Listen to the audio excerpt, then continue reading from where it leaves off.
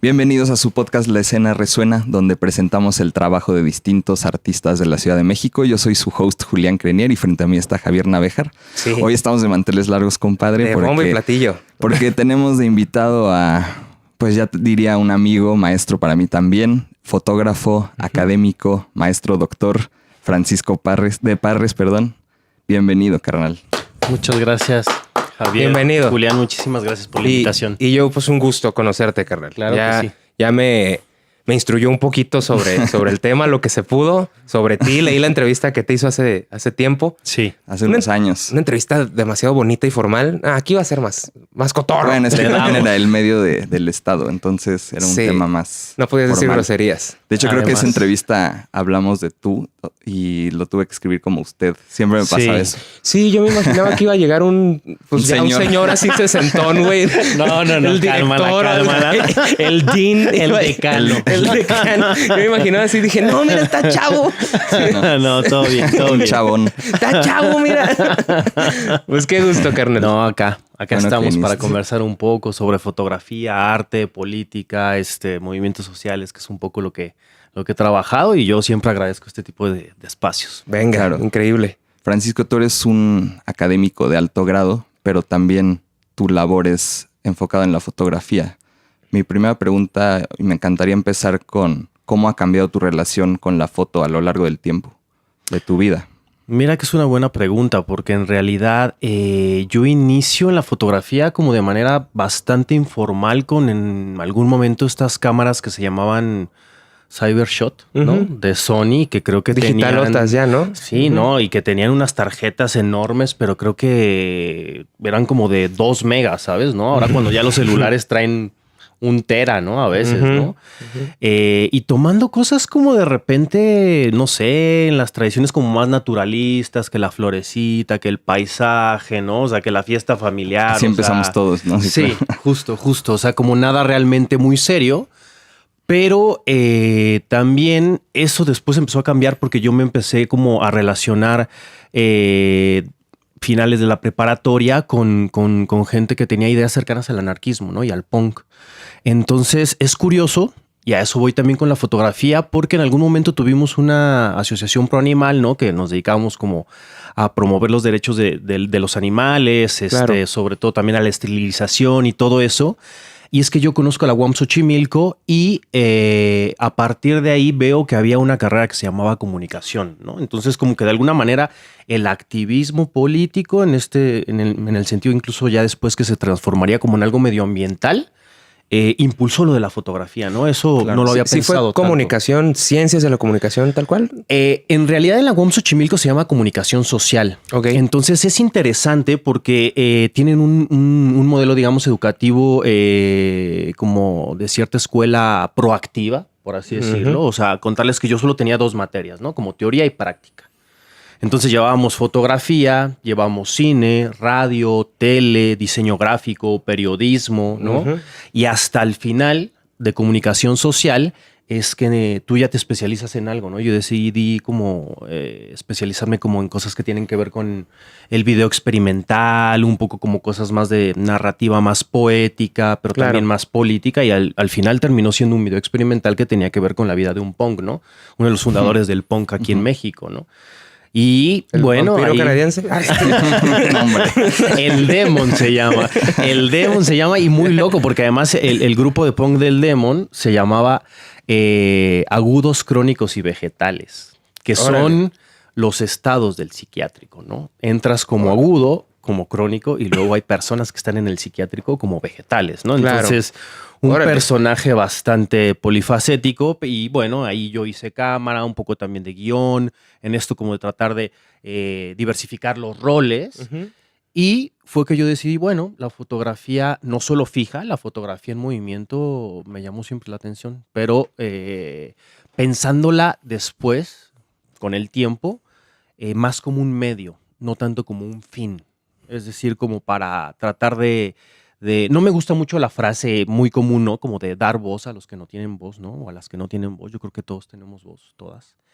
Sino para visibilizar ciertas problemáticas específicas que me interesan, ¿no? Y más que el medio y el fin, te refieres como a conocer la historia de algo a través de la foto. O sea, no piensas en voy a llegar y hacer esta exposición y ya estás viendo el fin, sino por medio de la foto voy a navegar el medio y caminar y lo que salga, y si después sale un libro o un expo o algo, ya veremos. Pero mientras voy a caminar con la foto acompañándome. ¿Cómo a eso te refieres? Así es, sí, un poco. Y te pongo un ejemplo, ¿no? Tuvimos la oportunidad de pasar más o menos alrededor de mes y medio hace poco en Argentina y en Uruguay. Y cuando tengo la oportunidad de hacer algún viaje, o sea, para mí la cámara es indispensable, ¿no? Claro. Sí. No puedo no llevarla, ¿no?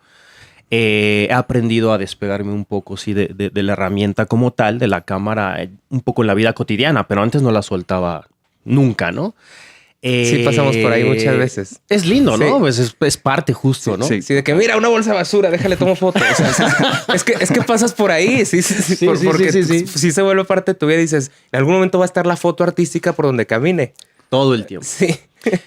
Pero, por ejemplo, ahora, bueno, yo sabía, fui a un congreso de antropología porque después de estudiar comunicación social, estudié antropología.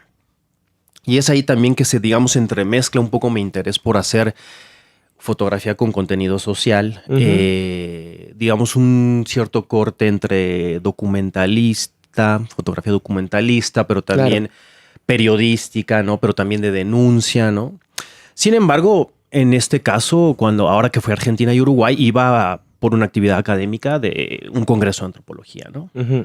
Al mismo tiempo sabíamos que, por ejemplo, con la escalada de las ultraderechas, ¿no? Con la entrada de Milei en Argentina, el clima social iba a ser muy fuerte, ¿no? Claro.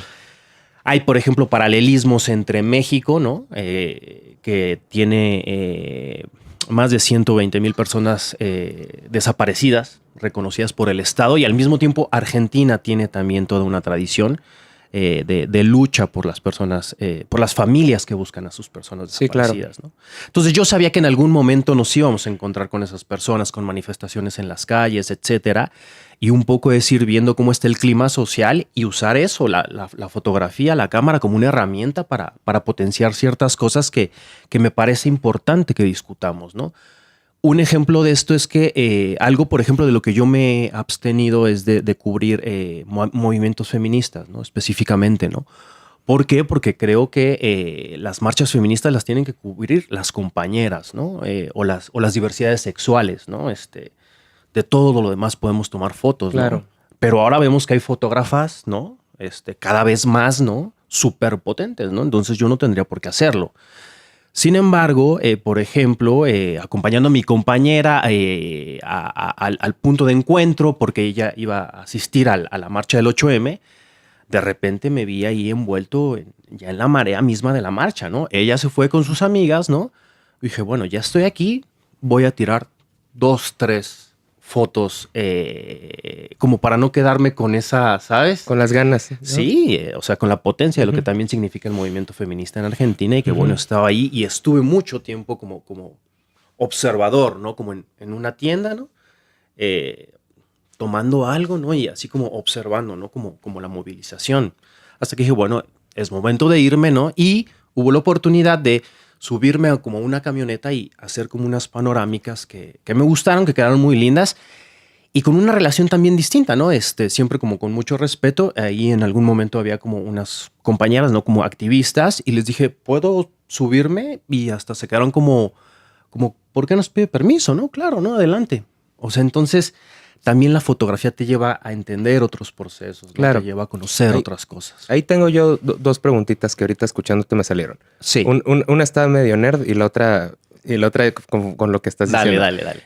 Cuando te metes a fotografía social, ¿cómo manejas tú la situación de justo lo de ahorita, de los permisos, del riesgo, de no meterte con la intimidad de las personas o de los grupos que estás retratando? O incluso la folclorización, ¿no? Exacto. Y el ser invasivo también, ¿no? Claro. ¿Cómo manejas eso?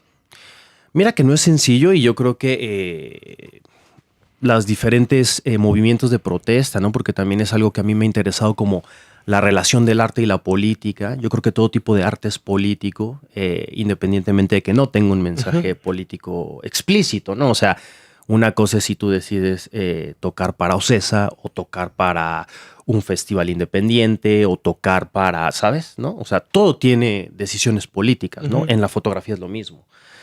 Y en ese caso no es lo mismo, por ejemplo, tratar de acompañar a la distancia, porque tampoco es algo que haya hecho de manera más sistemática, pero cada vez me involucro más. Por ejemplo, el movimiento que buscan a personas desaparecidas, ¿no? Que un movimiento como el movimiento zapatista, ¿no? Que incluso utilizan parte de su corporalidad, el uso del pasamontañas, la vestimenta de los pueblos originarios para potenciar sus discursos. Y se plantan dentro de la cámara o frente a la cámara con muchísima dignidad. Sí. Hay temas más dolorosos que otros, ¿no? La peligrosidad yo creo que es parte de este país, ¿no? Por desgracia, ¿no? Uno de los países más violentos para ejercer el periodismo, aunque yo no me considero periodista como tal, ¿no? Cuando de repente yo hago una cobertura, por ejemplo, suelo liberar mi material para medios libres o sobre todo intentarlo hacer llegar a los movimientos para que lo utilicen como decen. Entonces, siempre hay cuestiones muy delicadas en términos de ética, y lo que también decía Julián se me hace súper importante, ¿no? Porque a veces es muy fácil consumir la imagen de la otra persona. Folclorización. La folclorización, la utilización, o incluso llegar como a impulsar carreras unipersonales, ¿no? Como de el gran genio creativo, el gran fotógrafo, y no es así, ¿no? Yo pienso que todas las personas pueden hacer arte a su forma, ¿no? Y en este caso lo que me importa más es el mensaje y no tanto quién lo haga, ¿no? Sí. Se me ocurre ahorita también como estas personas que compran artesanías o prendas que se tejieron durante un cierto tiempo largo y se las llevan a París a vender a no sé cuántos miles de euros. Y es pues trabajo de mujeres artesanas increíbles, sí, claro, ¿no? Como Chava Iglesias, ¿no? Es de Pineda Cobalín. Y llega con un indígena. Es de Pineda Cobalín. Bueno, sabes que hay una colección de Pineda Cobalín de corbatas inspiradas en el zapatismo, por ejemplo. Órale, sí. Órale, eso no sabía. Eso es interesante. Es muy fuerte. Sí. Oye, sí, y bueno, y que mi otra pregunta a lo mejor está nerd, pero va a un nada. Ajá. ¿Cómo sé que te metes pues ahora sí que entre la gente y andas caminando y buscando? ¿Qué llevas de equipo o qué traes ahorita? Ya no es la Cybershot, estoy de acuerdo, claro. Pero ahorita, ¿cómo vas preparado? Mira, la verdad es que yo creo que deberíamos de hasta cierto punto tratar de poder hacer fotografía con esa misma Cybershot, ¿no? Con un celular, ¿no? Ahora hay celulares súper potentes que incluso han firmado con marcas de óptica increíbles. Pues, Huawei ¿no? trae Leica, ¿no? En los lentes. Ahora creo que está en Xiaomi, pero también está Carl Zeiss, ¿no? De Sony. O sea, sí ahí sí, bueno, hay que reconocer, ¿no? Que sí también es muy lindo explorar como el mundo de la óptica del equipo. Y depende de lo que vaya, digamos, a cubrir en específico, pero por lo general trato de cargar con un 50 milímetros 1.4, ¿no? Porque me gusta mucho ese retrato, no es como una de las cosas en las que tal vez inconscientemente me he especializado un poco. Entonces un 50 milímetros es la medida más cercana al ojo humano, ¿no? A como vemos es ese 50 milímetros. Y un 1.4, pues para la gente que sabe de fotografía, tiene como un cierto bokeh, ¿no? Te da profundidad de campo. Que se vea el blur. Exacto, exactamente. Trato de llevar un angular, zoom medio, ¿no? Que es un 24-105. ¿Cómo es? No, ahí está un 50. Sí. Pero justo es mi 50 y 24-105. Sí, sí. Súper versátil. Sí. Y hay como que también seguirle buscando, pero me gusta mucho un 70-200 2.8. Solo que es un poco grande, ¿no? Pesado, difícil de manejar, no para todos los ambientes. Ahí, sí. Entonces no se puede utilizar en todos los contextos, ¿no? Eso por un lado, y bueno, utilizo Canon ya desde hace rato. No me gustan las cámaras mirrorless, por ejemplo. Las he utilizado, pero no me gustan, no termino de agarrarles el gusto. No soy tampoco purista de que tenemos que seguir así como con la imprimadura de plata y lo análogo, ¿no?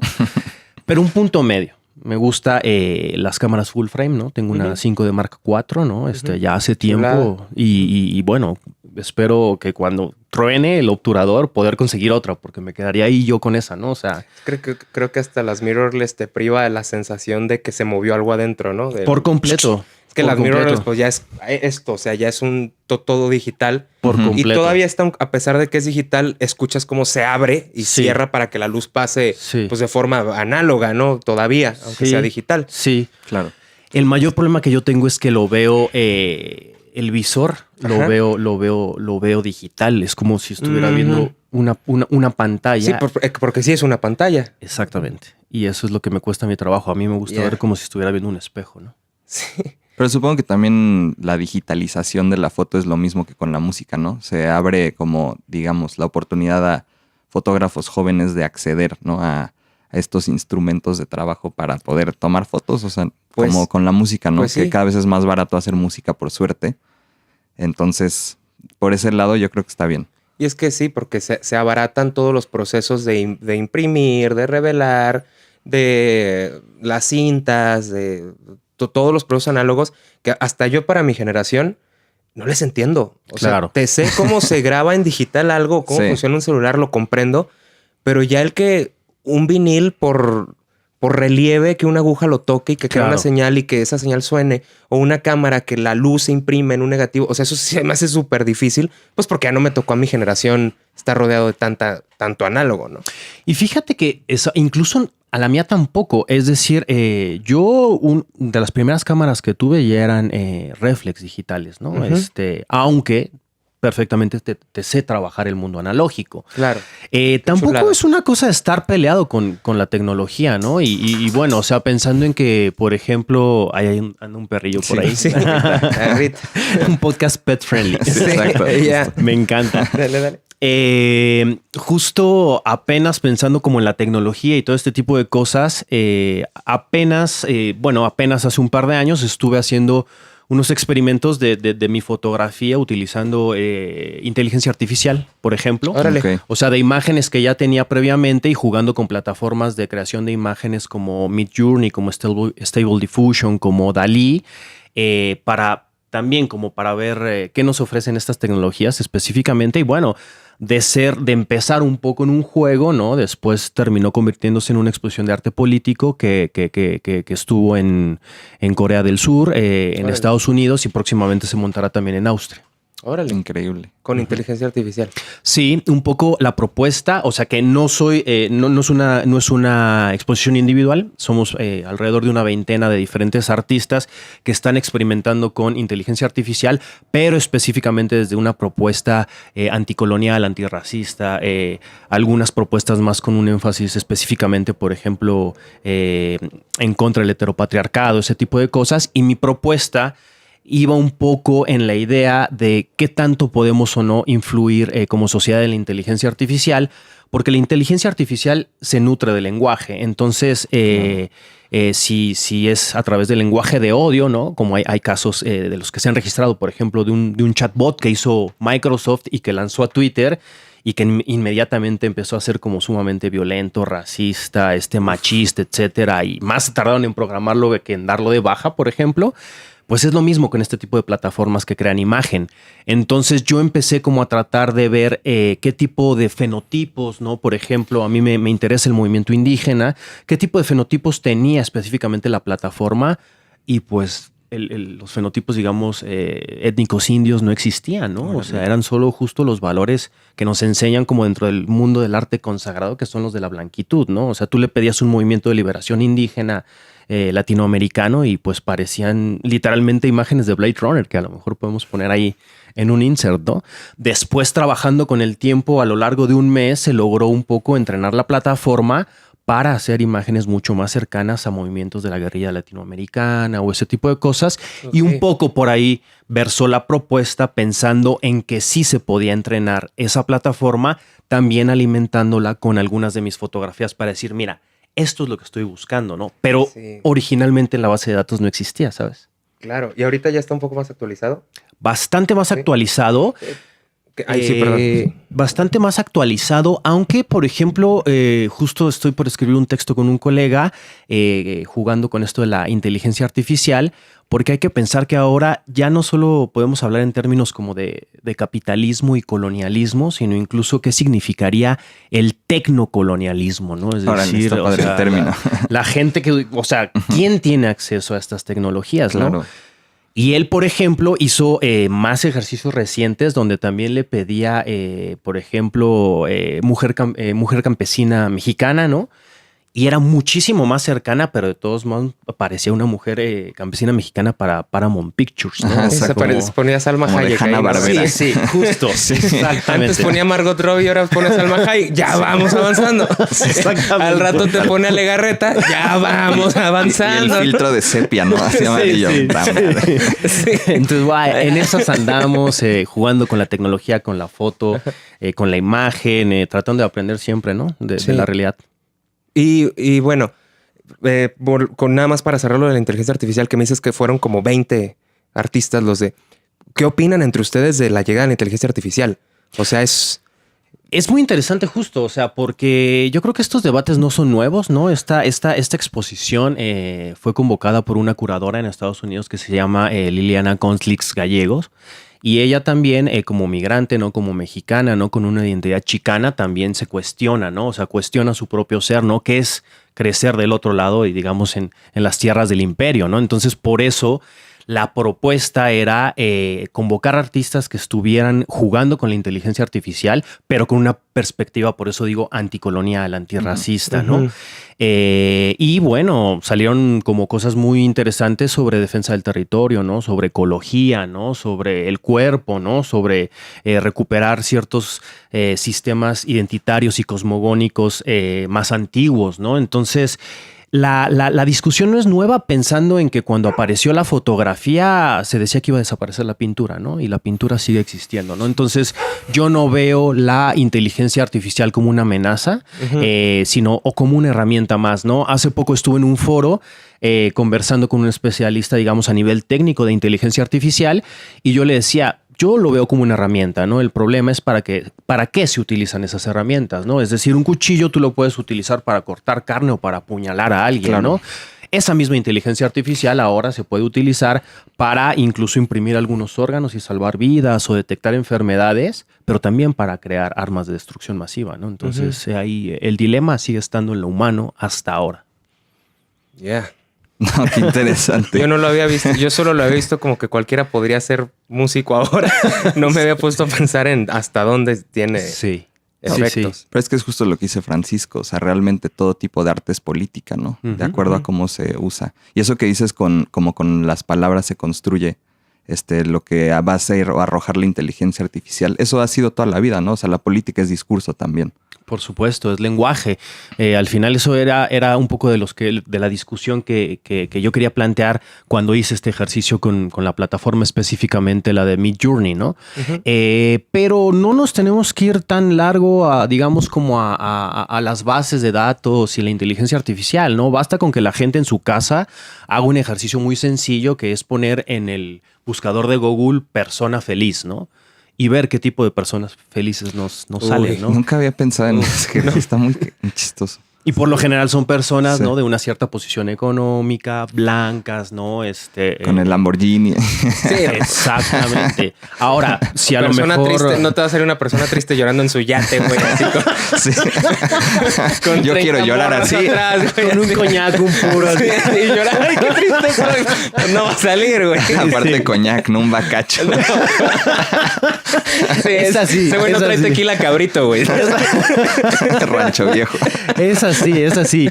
Ahora, seguramente esto va a depender de en qué parte, digamos, de la geografía del internet lo busquemos, ¿no? O sea, no va a salir los mismos resultados, no sé, en Japón que aquí, ni con el mismo buscador si es el motor de Google que el de DuckDuckGo o yo qué sé, pero sí hay, digamos, sí está condicionado ese superuniverso plural que parecería el internet, pues no es tan así, ¿no? Y voy a lo que precisamente decía Julián, que se alimenta a través del lenguaje, ¿no? Claro.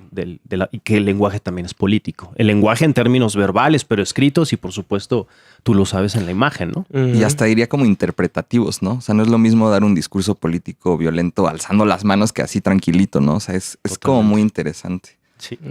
Me encanta. Como el Residente, con mi dedo en la computadora, haciendo fricción con el teclado. Exactamente. Es O sea, más ¿tú crees peligroso así que aventando huevos a las casas. ¿No? Sí. Pues bueno, chavos, vamos a tener que hacer una pequeñísima pausa. Brevísima. Pero tenemos un minutito por ¿quieres? Voy a cambiar el lente para abrir un poquito más la toma y que se muestren todos tus libros o algo. ¿Quieres decir algo antes? No, sobre quizás eso? podemos guardarlo para el segundo bloque. No es específicamente que sean mis libros, pero son algunas propuestas, ¿no? Cuando recibí la invitación de venir acá y que era un podcast específicamente como con la temática del arte y sí trabajarlo a través de la imagen de la fotografía también. Pensar que como mi interés es ese tipo de arte político, aquí hay algunos ejemplos interesantes de cómo se han tratado, entonces también podemos platicar en un momento al respecto. Es el primer invitado que nos propone una sección.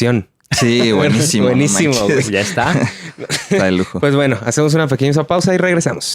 Este es el espacio ideal para los músicos independientes. Bienvenidos al estudio Las Flores, un lugar que viene como respuesta a los estudios convencionales con precios súper accesibles y con atención especializada para cada proyecto. Este es tu estudio, tu espacio. Si te interesa venir a trabajar aquí, mándame un DM por Instagram. Sí, el otro día nos funaron porque dimos mal un dato. Estábamos escuchando una canción de RBD y le dije a Javi, güey, esta rola no está nada mal. ¿Quién la habrá compuesto? Y de la nada vimos en Wikipedia Gustavo Cerati. Ya, no mames. Y eso como que se nos quedó el dato y lo dijimos. No, ese clip se hizo viral y pinche pendejo. ¿Por qué fake news? Así como si yo fuera el noticiero de Televisa. Pero güey. aparte los comentarios así no ponían nada, nomás nos ponían chúpenla. Chúpen. La escribió tu mamá. Jefa. No más. No, pero luego sí nos pusieron muchísimos como fake news. ¿Por qué propagan las fake news? Es como, güey, es un podcast de amigos. O sea, me equivoqué. ¡Qué mierda! No mames, güey. Estamos de regreso, compadre. Francisco, 30 años de zapatismo. La lucha sigue. Así es, así es. Justo en estos días, pensar que, bueno, es uno de los movimientos de los que he intentado aprender más y por el cual conocí a Julián. Estábamos recordando, ¿no? A través de una entrevista sobre arte zapatista, que es como alguno de los temas que he trabajado. Y el 17 de noviembre de este año se cumplen precisamente, pues, 40 años de la fundación. El 17 de noviembre de 1983, 40 años de la fundación del EZLN, 30 años del alzamiento armado. Y bueno, como sabemos y como platicamos en aquella ocasión, el zapatismo desde que sale a la luz, por ejemplo, con la metáfora de los indígenas rebeldes que se tapan el rostro para ser vistos y con un lenguaje y una poética y una política muy potente, pues han influido un montón de otros movimientos sociales a nivel mundial y que creo que también han sido mi inspiración para interesarme específicamente en el arte como un medio, no como un fin, y en el arte específicamente vinculado a la política en este caso. Es que justamente ese es como el discurso, ¿no? El arte zapatista va muy ligado con la política. O sea, eso es principalmente la base de por qué estamos haciendo esta conversación, ¿no? Y justamente su cosmovisión artística es esa. Entonces, ¿tú crees que sí nace como de tu acercamiento con los zapatistas, los movimientos sociales? ¿Y cómo ha sido tu relación con la fotografía y específicamente con los zapatistas? Bueno, igual es una relación compleja en el sentido en el que se ha ido construyendo y que, bueno, tampoco es que yo sea la única persona la que lo ha hecho, ¿no? O sea, así como el zapatismo quizás sea uno de los movimientos guerrilleros más documentados a nivel mundial y que mayor información pública tienen, porque incluso tienen una página que se llama Enlace Zapatista, donde se pueden consultar todos sus comunicados desde 1994 hasta la fecha.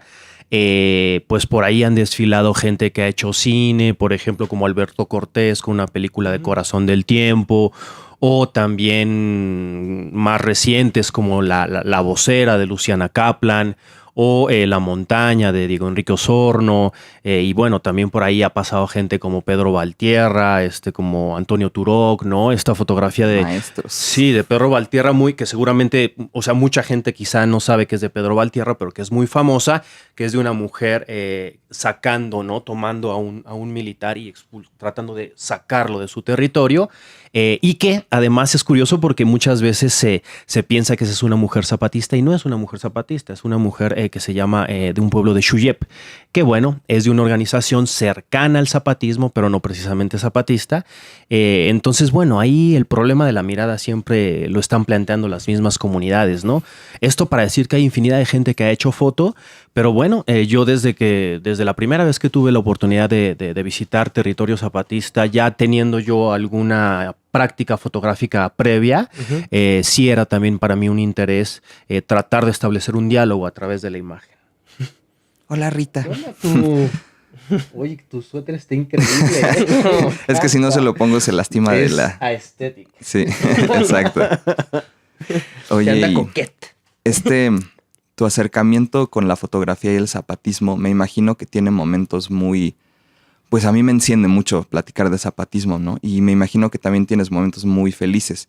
Pero ¿cómo lidias con otra parte? Ahorita pensando en esa fotografía de la mujer agarrando a un soldado, me imagino que ha de ser un momento muy doloroso, ¿no? O sea, de ver cómo lidias tú con la parte del dolor cuando fotografías este movimiento.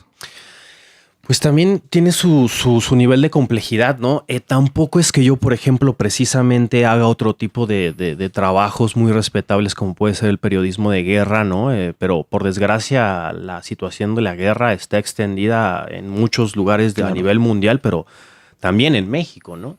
Entonces, en este caso, digamos que el lidiar con el dolor, por ejemplo, específicamente, creo que no lo hago a través de la imagen, porque creo que es de repente un poco fácil caer en otro tipo de... No sé hasta dónde llega el límite de la denuncia, por ejemplo, o de la visibilización, y dónde empieza el de la pornomiseria, ¿no? Por ejemplo, Claro. el que le llamaban, ¿no? En Colombia, ¿no? Que es como la espectacularización ya sea de la violencia o de la pobreza y ese tipo de cosas. Entonces, digamos que sobre todo otro tipo de emociones más complejas, digamos, tendientes hacia la tristeza, no las he trabajado desde esa manera, desde mi acercamiento fotográfico con el zapatismo, pero sí bien, digamos, como alguien que está convencido de que es un proyecto político de los más potentes a nivel mundial. Sin duda. Y precisamente una cosa, por ejemplo, hace unas semanas tuve uno de los fines de semana más tristes, ¿no? Como más grises que hace un tiempo no tenía, y eso fue debido a que asesinaron al sacerdote, ¿no? Marcelo Pérez Pérez, que era un líder comunitario, ¿no? Heredero de la tradición de la teología de la liberación de Samuel Ruiz, y que precisamente lo asesinaron grupos del crimen, pero también paramilitares, intereses políticos que están ahí porque precisamente estaba politizando en una visión muy cercana al zapatismo, que es la de la teología india también, a estos pueblos para que se defiendan, para que defiendan sus tierras, ¿no? Para que defiendan sus derechos, ¿no? Entonces, en ese sentido, pues sí, aunque bien existe, como diría el zapatismo, momentos de alegre rebeldía, también no se trata de romantizar el activismo Claro. ni los movimientos sociales, ¿no? Porque hay situaciones muy rudas, ¿no? Totalmente. Carnal. No, tengo una duda, un poco, pues no específica, pero si pudieras hacer un recuento, más allá de porque es el estado, uno de los estados más pobres del país, más allá de la unión entre la teología de la liberación y la ancestralidad de los pueblos, ¿por qué en Chiapas? ¿Por qué crees que se dio en Chiapas?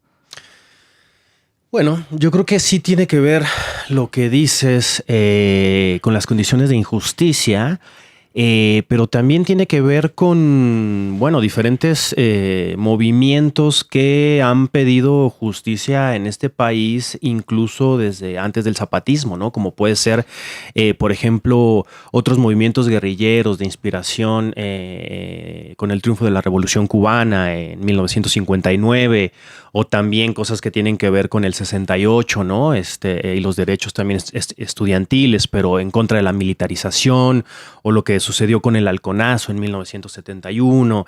Entonces, creo que tiene que ver con la efervescencia, sí, de un cierto clima en la esfera política nacional, pero al mismo tiempo con que en ese tiempo, en el 1 de enero de 1994, el gobernante entonces, ¿no?, que es Carlos Salinas de Gortari, anunciaba con bombo y platillo que México entraba a la modernidad con el Tratado de Libre Comercio, ¿no? Lo que esto significa, ¿no? Entonces, en términos políticos, Chiapas pues tenía ya 10 años en la clandestinidad preparándose, influido también por movimientos de la teología de la liberación, ¿no?, que influyó otros procesos de liberación latinoamericana, como en su momento fue El Salvador, como en su momento fue Guatemala, o como en su momento incluso fue Nicaragua, ¿no? Que bueno, Nicaragua después se transforma ya en una cosa indefendible por completo desde hace mucho tiempo. Pero bueno, la teología ahí con perspectiva india, digamos, indianista, ¿no? No indigenista, que eso sería otra cosa, sino desde la perspectiva de la cosmovisión de los pueblos, para crear lo que diría la teología de la liberación, que es el reino de Dios en la tierra, ¿no? Es decir, no tenemos que esperar a llegar al cielo y morir para estar bien, ¿no? Sino crear esas condiciones en vida, pero también, como decía yo, otras perspectivas y sobre todo también una tradición de lucha antigua que se tenía no solo en Chiapas, sino en la península, ¿no? O sea, podemos recordar incluso la rebelión de Sisteli, ¿no? Que encabezó, por ejemplo, Jacinto Canec, ¿no? Vaya, son pueblos muy combativos, ¿no? Claro. Y la última vez que tú y yo platicamos, que tuvimos nuestra entrevista, fue justo cuando entraba el gobierno de la llamada Cuarta Transformación. Después de su primer sexenio, ¿cuál es el balance que das? Y sobre todo, pues después de que abiertamente el presidente en ese entonces, Andrés Manuel López Obrador, pues desdeñó, ¿no?, el movimiento zapatista. Y pues sí, o sea, ¿cómo ves tú? ¿Cómo lees la situación después de 6 años? Sí, por desgracia, digamos, más allá de filias y fobias que se pueda tener como hacia figuras específicas como las de Andrés Manuel López Obrador, que bueno, sabe muy bien manejar la emocionalidad, el discurso, ¿no? De construir a sus oponentes, pero también a la gente que está cerca de él. Y hablando en términos políticos, yo como Francisco, ¿no? No pretendiendo llevar la palabra de nadie más, pues por desgracia el balance es bastante desastroso, ¿no? O sea, pensando en que independientemente, porque muchas veces se juega con los números relativos y con los números absolutos, ¿no? Por ejemplo, se dice que la violencia disminuyó porque la curva, ¿no? Digamos, se aplanó y no siguió ascendiendo. Bueno, eso no quita que de todos modos va a ser el sexenio más violento de la historia de este país, ¿no? Eso no quita, como yo decía al inicio, que tenemos más de 100,000 personas desaparecidas en este país, ¿no? Y por ejemplo, justo ahí aprovechar para invitar... ¿Cuándo sale esta charla? No sé, te confirmamos, pero yo creo que ya en 2025. Ah, muy bien, muy bien. Yo creo que en 2026. Cara. Bueno, entonces más bien lo que vamos a hacer es poner unos inserts, porque el 23 de noviembre, precisamente a partir de diferentes colectividades que apoyan el zapatismo y que también pensamos que el movimiento indígena en Chiapas, pero también el Congreso Nacional Indígena y el movimiento de las familias que buscan a personas desaparecidas, pues es lo que nutre la dignidad de este país. Próximo 23 se va a realizar un festival musical, por ejemplo, que se llama Resonancias por el Caracol, por nuestros desaparecidos.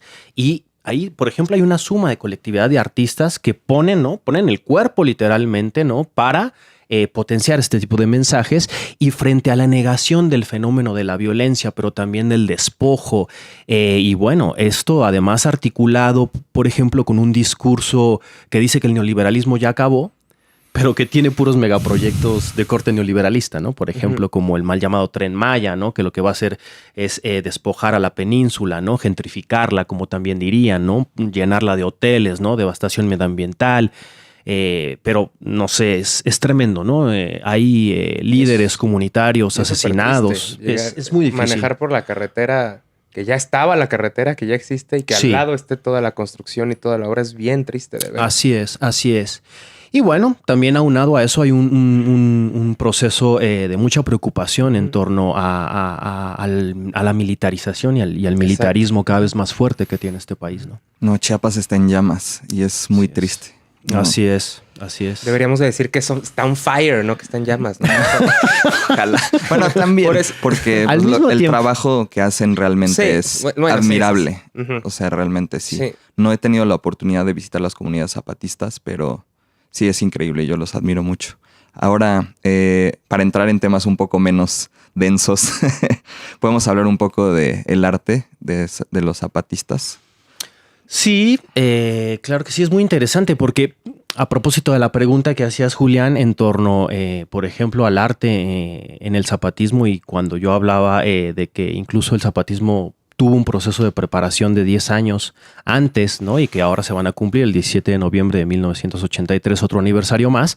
Desde la clandestinidad, estas comunidades practicaban el arte como parte de su propio proyecto político, ¿no? Claro. En el sentido en el cual se practicaba la poesía, las canciones, el teatro, la danza, se veía cine, por ejemplo.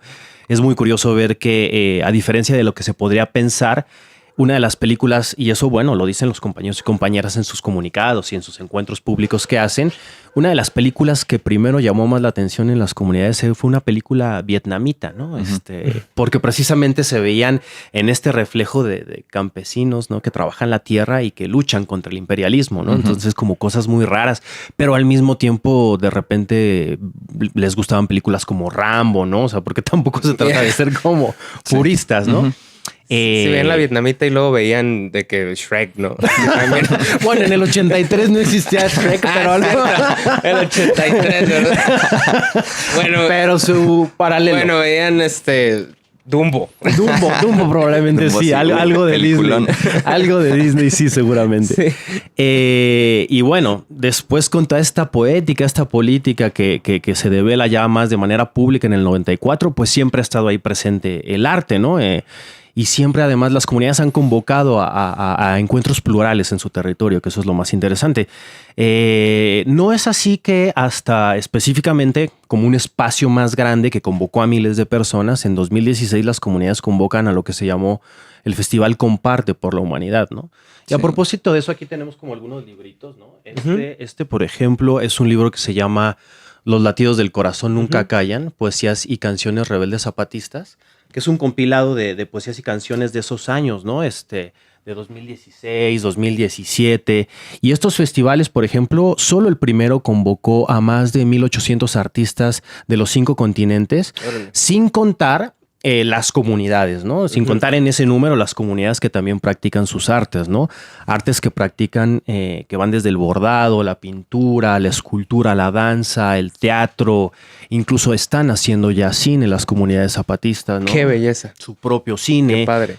Y bueno, al respecto también me gusta pensarlo en tensión, que en algún momento, y eso lo dice el subcomandante insurgente Galeano en un festival de cine, donde, por ejemplo, asistió gente como Diego Luna, como Gael García, ¿no?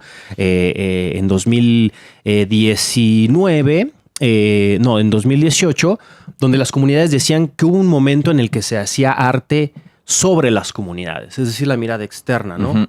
Hubo otro momento en el que se hacía arte con las comunidades, ¿no? Y hubo otro momento en el que se hacía, que es el más actual, digamos, arte desde las comunidades, ¿no?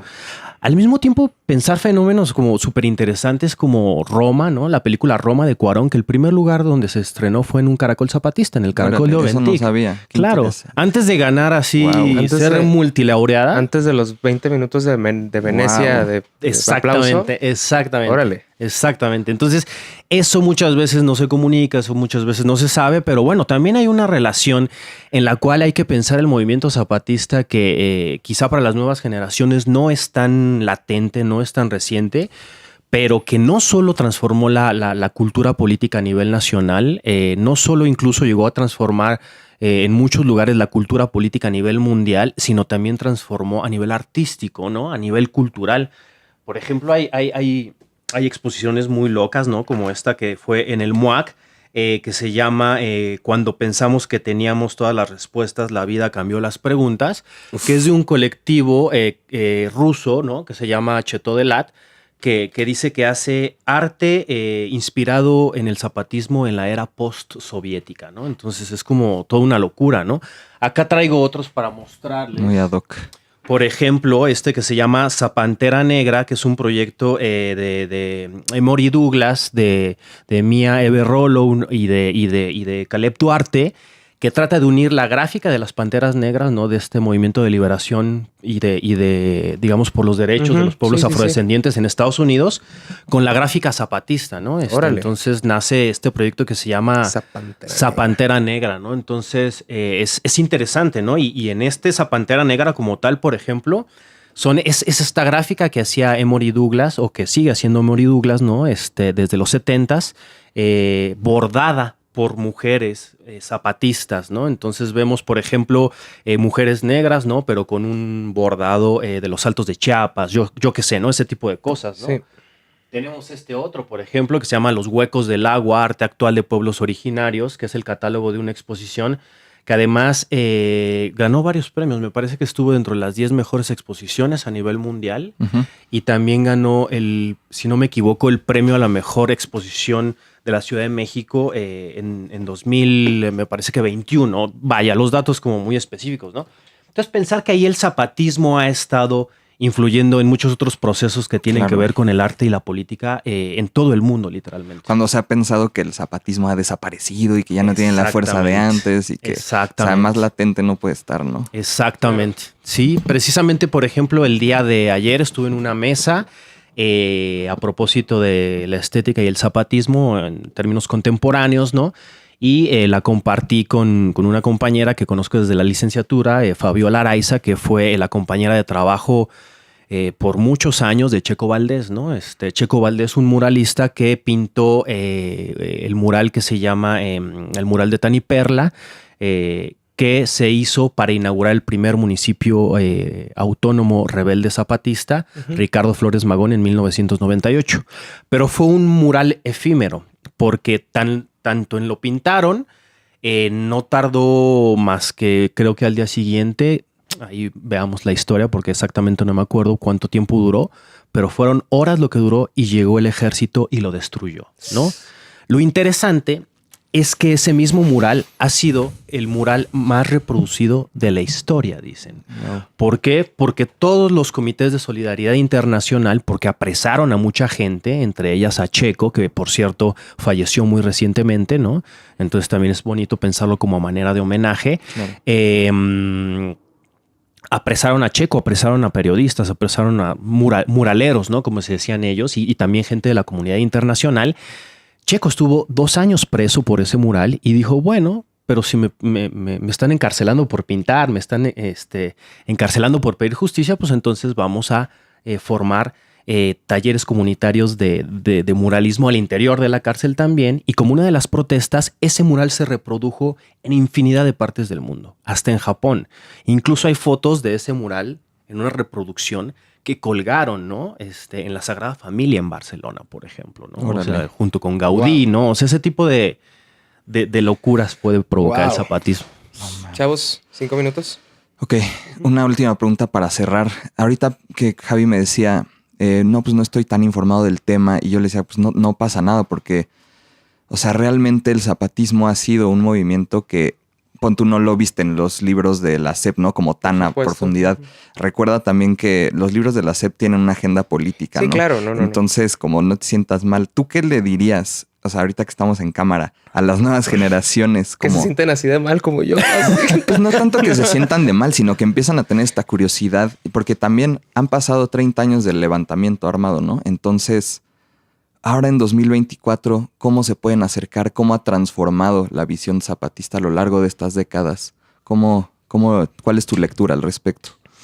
Bueno, yo como alguien que le he tratado como sobre todo de observar un poco al acompañar en términos como de que creo en ese proyecto político, ¿no? Pero tampoco de suplantar, ¿no? Porque la palabra en todo caso la tendrían que tener las comunidades zapatistas. Yo he visto una transformación realmente profunda, ¿no? En territorio zapatista, por ejemplo, es el único territorio en México donde no se siembran drogas, ¿no? Por ejemplo.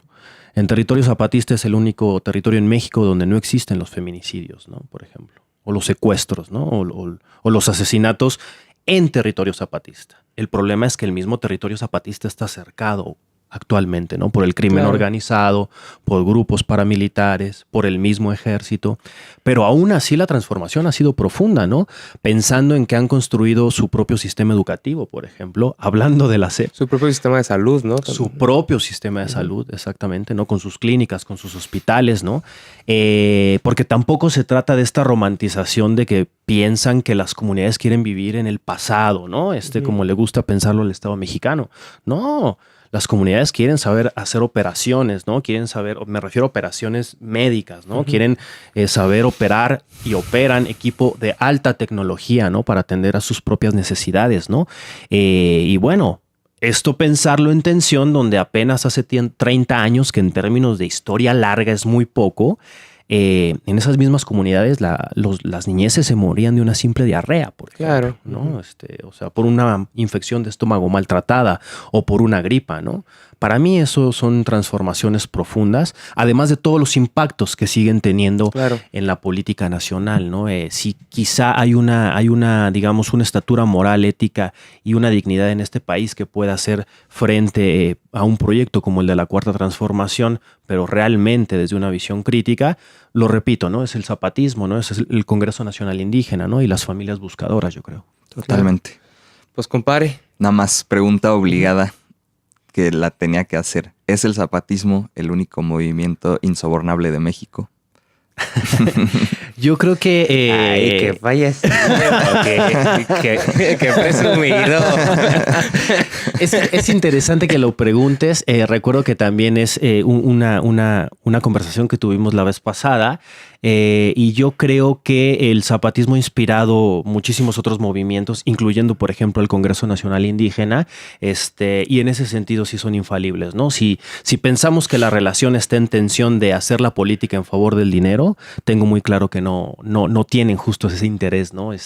Por eso han sobrevivido a infinidad de sexenios, ¿no? Porque es muchas veces muy fácil cuando dicen, ¿y dónde estaban cuando no sé qué, no?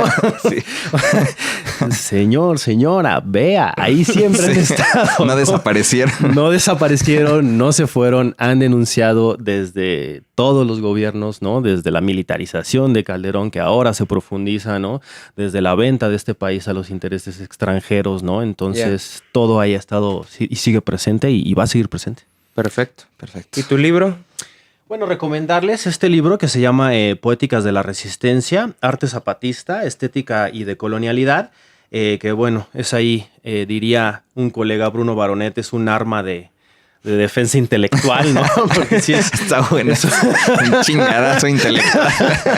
Sí, es un tabicón, pero decir que se puede descargar de manera gratuita, ¿no? En la página de la Cátedra Jorge Alonso, o también si googlean tal vez el título del texto o mi nombre, está libre, gratuito, como parte de los trabajos que hace la Cátedra Jorge Alonso, que impulsa movimientos sociales. Pero bueno, también decirles, ¿no? Que para nuestro público, ¿no? Para quien esté interesado, que habrá después que pensar una dinámica, pero también les vamos acá a dejar un ejemplar para que se rife. Y el Julián se lo robó.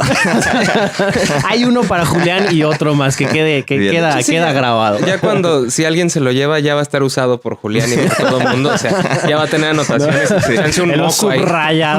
Chance un moco ahí. Así de que Julián leyendo. Los carnal, pues qué agasajo, carnal. Sí, Francisco. Para mí era muy importante hacer esta entrevista. Y mira, hasta... Llegaste tarde porque lo bueno tarda en llegar, carnal. Es con paciencia y persistencia. 2 horas de Coyoacán para acá, pero llegamos. Venga. No, pues, compadre.